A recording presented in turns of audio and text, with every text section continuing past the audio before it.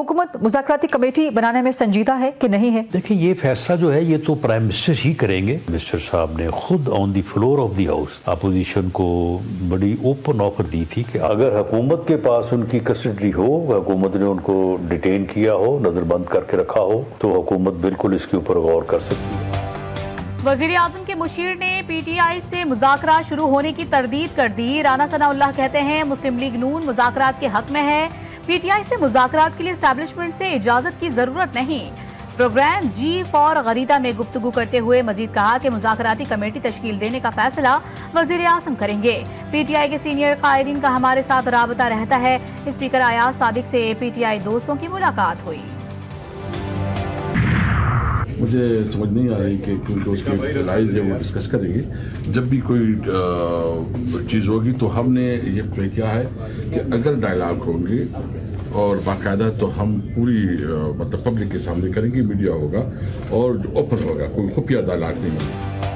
PTI रहनुमा असद कैसर कहते हैं कि हुकूमत से ताहाल कोई मुज़ाकरात शुरू नहीं हुए। मुज़ाकरात जब भी होंगे ओपन होंगे, खुफिया नहीं। अयाज सादिक और PTI रहनुमा असद कैसर की मुलाकात की अंदरूनी कहानी सामने आ गई।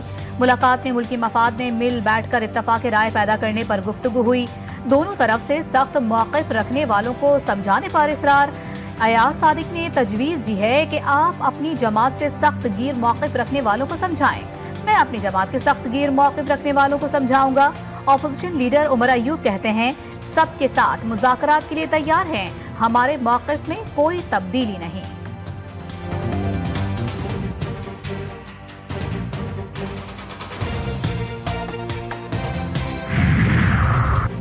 अगर PTI बात करना चाहती है तो 100 बिस्मिल्लाह, हम तैयार हैं। बातचीत, मुफाहमत और बैठकर मसाइल का हल ही तरीका है। हमने शायद अपनी तारीख से सबक नहीं सीखा। सेनेटर इरफान सिद्दीकी कहते हैं कि क्या कोई एहतजाज के लिए डंडे, कील, गुलेलें लेकर आता है?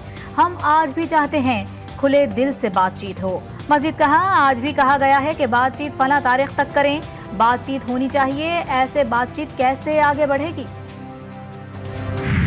आपने जो 9 मई को किया वो किसी पार्टी ने कभी नहीं किया है। जो कुछ हुआ उसके लिए कमीशन बनाए, सच को सामने लेके आए और उसके बाद मजम्मत करें जो कुछ हुआ।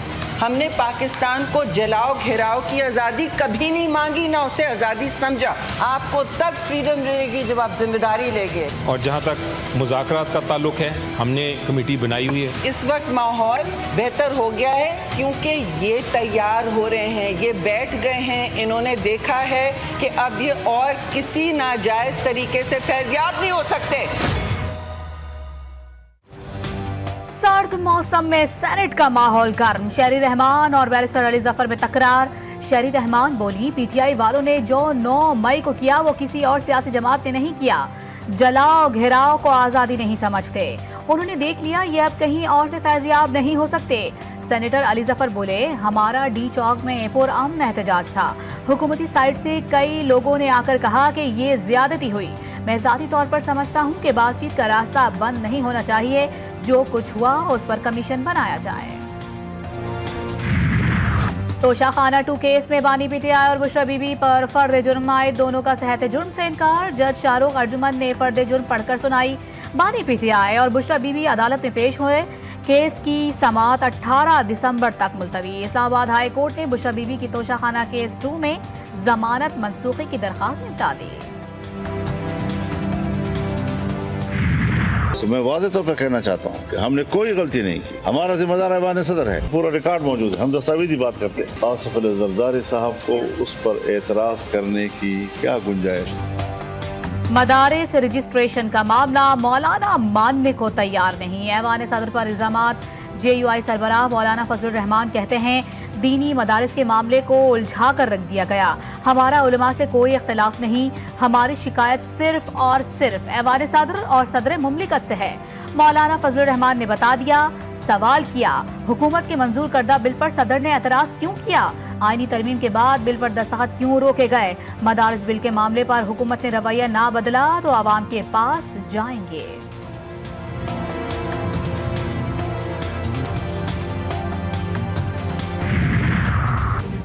दीनी मदारिस की रजिस्ट्रेशन के कानून पर तनाज़ा, कौमी असम्बली सेक्रेटेरिएट ने सदर के एतराज़ात JUIFA को फराहम कर दिए। दीनी मदारिस की रजिस्ट्रेशन के हवाले से नया हुकूमती मुसवदा भी मौलाना फजलुर रहमान को दे दिया गया।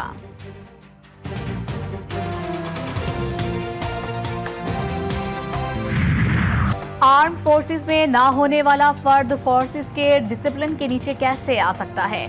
क्या गैर मुतल्लिक शख्स को डिसिप्लिन के नीचे लाना आर्टिकल 8 की खिलाफ वर्जी नहीं होगी? जस्टिस जमाल खान मंदुखेल का सिविलियंस पर मिलिट्री डिसिप्लिन के इत्तलाक पर सवाल। ख्वाजा हारिस बोले, मखसूस हालात में सिविलियन पर भी आर्मी एक्ट का इत्तलाक होता है।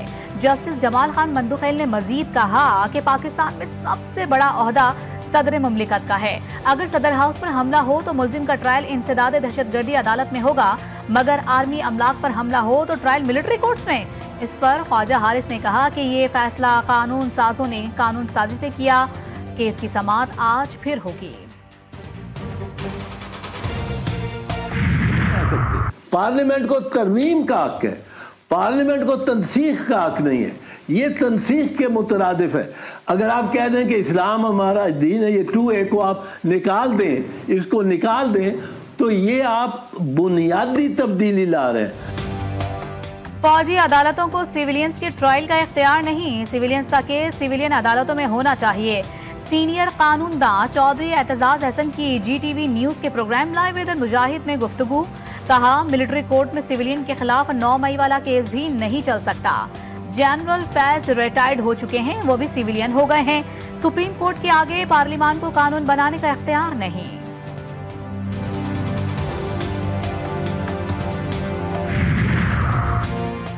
पाक चीन ताल्लुकात मजीद मजबूत हो रहे हैं। चीन के साथ मिलकर मुख्तलिफ शोबे में काम करेंगे।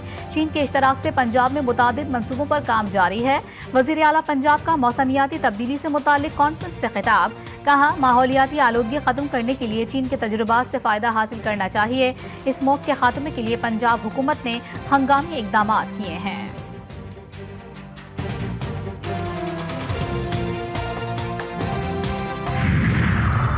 Chairman Pakistan Peoples Party Bilawal Bhutto Zardari से वजीर आला सिंध, सूबाई वज़रा और पार्टी रहनुमाओं की मुलाकात। बिलावल भुट्टो से मुराद अली शाह, नासिर हुसैन शाह, शर्जीली नाम मेमन, मुर्तज़ा वहाब और कासिम नवीद ने मुलाकात की। बिलावल भुट्टो को मुख्तलिफ शहरों में जारी तरक्याती मंसूबों पर ब्रीफिंग दी गई। बिलावल भुट्टो से साबिक वजीर आला सिंध सैयद कायम अली शाह की भी मुलाकात। सूबे की सियासी सूरत हाल पर बातचीत की गई।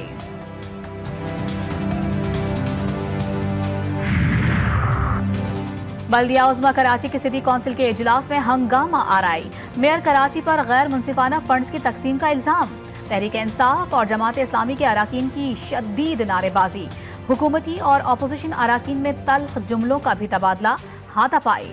2 करारदादें मंजूर होने पर भी अपोजिशन जमातों का शदीद एहतजाज। एजेंडे की कॉपियां फाड़ दी। सिंध की ब्यूरोक्रेसी में बड़े पैमाने पर तकर्रुर व तबादले। ग्रेड 21 के ऑफिसर इम्तियाज शाह को MD solid waste management board के ओहदे से हटा दिया गया। Khalid Haider Shah MD Sindh solid waste management board तैनात। DC कश्मीर अमीर फजल को डिप्टी कमिश्नर जैकबाबाद इजाफी चार्ज दे दिया गया। सलीमुल्लाह ओढ़ो डिप्टी कमिश्नर मलिर तैनात। डिप्टी कमिश्नर इरफान सलाम कोर्स पर रवाना हो गए। राजा तारिक डिप्टी कमिश्नर कैमाड़ी तैनात कर दिए गए, जबकि डिप्टी कमिश्नर कैमाड़ी ताहिर चीमा को महकमा S&GBA रिपोर्ट करने का हुक्म दे दिया गया। चीफ सेक्रेटरी सिंध की जेर सदारत कच्चे में क़याम अमन से मुतालिक इजलास। IG सिंध समेत दीगर आला अफसरान की शिरकत। पुलिस ऑपरेशंस की तफसीलात पेश की गई। चीफ सेक्रेटरी आसिफ हैदर शाह की पुलिस को जदीद आलात फराहम करने की यकीन दहानी। कच्चे में क़याम अमन के लिए पुलिस की कारकर्दगी को सराहा। बहावलपुर में नौकरी का झांसा देकर लड़की से इज्तिमाई ज्यादती। मुल्जिमान लड़की को विक्टोरिया अस्पताल के इमरजेंसी वार्ड में फेंक कर फरार। अहले खाना के मुताबिक ज्यादती के बाद लड़की के जिस्म पर तेजाब डाला गया। तेजाब से लड़की का चेहरा, टांगे और दीगर हिस्से बुरी तरह से मुतासिर हुए। पुलिस ने एक मुल्जिम को गिरफ्तार कर लिया। टाइम के खिलाफ करारदाद मुत्तफ़क़ा तौर पर सेनेट से मंजूर। पीपल्स पार्टी के सेनेटर शहरी रहमान ने करारदाद पेश की। कहा, इजराइल की फ़लस्तीन, शाम और दीगर ममालिक में कार्रवाइयाँ काबिल मुज़म्मत हैं। आलमी इदारे ग़ज़ा और दीगर इलाकों में इंसानी हुकूक़ की पामालियाँ रोकें। बागी फौज की शाम में कत्ल गारत गिरी जारी। काबिज फौज इसराइली हमलों पर भी खामोश तमाशाई। 2 रोज में सेहूनी दरिंदों के शाम पर सैकड़ों हमले। अहम फौजी तंसीबात को निशाना बनाया गया। बशारुल असद के बाद शाम में सरकारी सरगर्मियां गैर मुअय्यना मुद्दत तक मुलतवी कर दी गईं। बागी रहनुमा ने कहा कि सेहूनी हुकूमत नहीं, शाम को हिजबुल्लाह से खतरा है।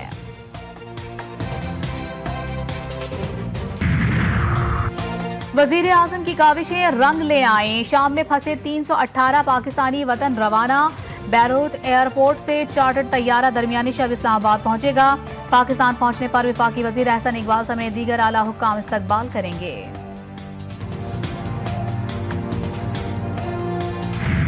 गजा में सेहूनी दरिंदगी जारी। खान यूनिस में इमदादी काफिले पर मिसाइल दाग दिए। रजाकारों समेत 12 फलस्तीनी शहीद, 30 जख्मी। वस्ती गजा में रिहायशी इमारतों पर हमले। ड्रोन की फायरिंग से ऑर्थोपेडिक सर्जन शहीद।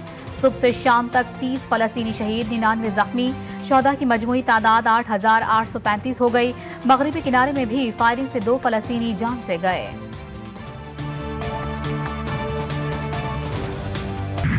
कराची वाले हो जाए तैयार। आज से मजीद ठंडी हवाएं चलेंगी। सर्दी की शिद्दत और बढ़ेगी। महकमा मौसमियात ने बता दिया। बलोचिस्तान के बालाई इलाकों में बर्फबारी से सर्दी में इजाफा। चमन में सर्दी -3 सेंटीग्रेड रिकॉर्ड। कल्लात, किला अब्दुल्ला, पशीन और ज़ियारत समेत दीगर हिस्सों में सर्दी की शदीद लहर से मामूलात जिंदगी मुतासर। शदीद सर्दी से पानी पायों में जम गया। एक्सपो सेंटर कराची में आलमी कुतुब मेला शुरू। पहले ही रोज किताबों से मोहब्बत करने वालों की बड़ी तादाद एक्सपो सेंटर पहुंच गई। तमाम मौज़ूआत पर किताबों की जबरदस्त वैरायटी मौजूद। जॉन एलिया का नया शहरी मजमुआ क्यों भी आलमी कुतुब मेले में दस्तयाब। वज़ीर आला सिंध ने अपने खिताब में मुंतज़िमीन को आलमी कुतुब मेले के इनेकाद पर मुबारकबाद पेश की।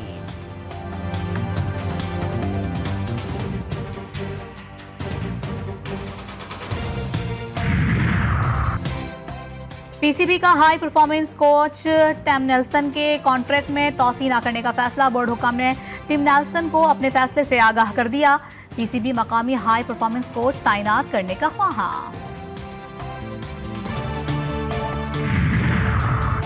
जैसन गिलेस्पी का जनूबी अफ्रीका जाने से इनकार। कौमी टेस्ट क्रिकेट टीम के हेड कोच ने ओहदे से इस्तीफा दे दिया। आकिब जावेद पाक जनूबी अफ्रीका टेस्ट सीरीज में हेड कोच होंगे। जैसन गिलेस्पी ने टिम नेल्सन के मुआहदे में तोसी न होने पर जनूबी अफ्रीका न जाने का फैसला किया था।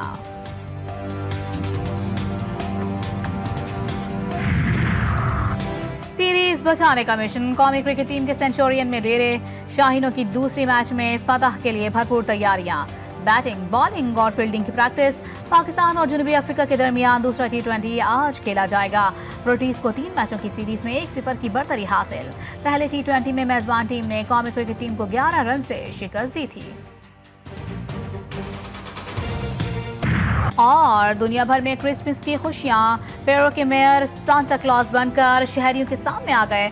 सांता क्लॉज की गाड़ी में सवार होकर मेयर ने क्रिसमस ट्री रोशन किया। डेनमार्क का दारुल हुकूमत कोपेनहेगन भी क्रिसमस की रोशनियों और सजावटों से जगमगा उठा।